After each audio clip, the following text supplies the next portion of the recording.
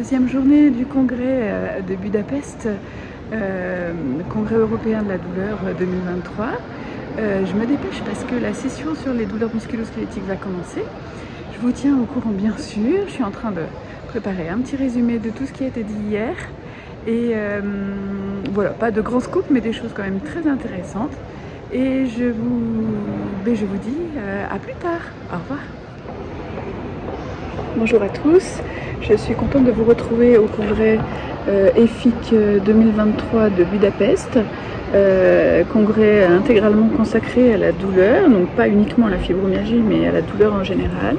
Donc hier les présentations intéressantes concernaient surtout la douleur neuropathique, vous savez ces douleurs qui touchent aussi les patients fibromyalgiques puisque 50% d'entre eux sont atteints d'une neuropathie des petites fibres, donc avec des fourmillements dans les extrémités, des brûlures, des élancements, des coups d'électricité. Et donc il y a de nouvelles recommandations de prise en charge et d'évaluation en préparation. Donc j'essaye de vous faire un petit résumé de ce qu'il faut savoir sur la douleur neuropathique, notamment en lien avec la fibromyalgie, mais pas uniquement. Par ailleurs, hier, il y a eu des présentations sur ce qui se passe dans l'intestin.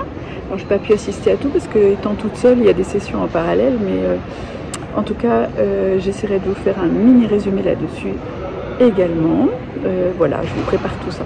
Aujourd'hui, on a déjà eu une présentation sur les facteurs prédictifs de l'apparition de douleurs un petit peu partout dans le corps, et notamment par un Danois qui analyse des données de population sur le Covid long. Voilà, et puis dans la journée, j'assisterai aussi à une présentation sur l'insula. L'insula est une zone du cerveau très impliquée dans la douleur. Donc c'est intéressant d'aller voir ce qui se dit sur ce sujet. Parce qu'il y a des façons de moduler le fonctionnement du cerveau dans la douleur chronique. Et notamment hier, nous avons eu une présentation sur la RTMS et sur la TDCS, donc les stimulations magnétiques et électriques du cerveau. Et demain, il y a aussi toute une présentation sur la RTMS. Et donc du coup, j'essaierai de vous faire aussi un résumé sur ça, pour vous expliquer ce que c'est, comment ça marche. Et est-ce que ça marche aussi. Voilà, alors il y a des infos sur la classification des maladies.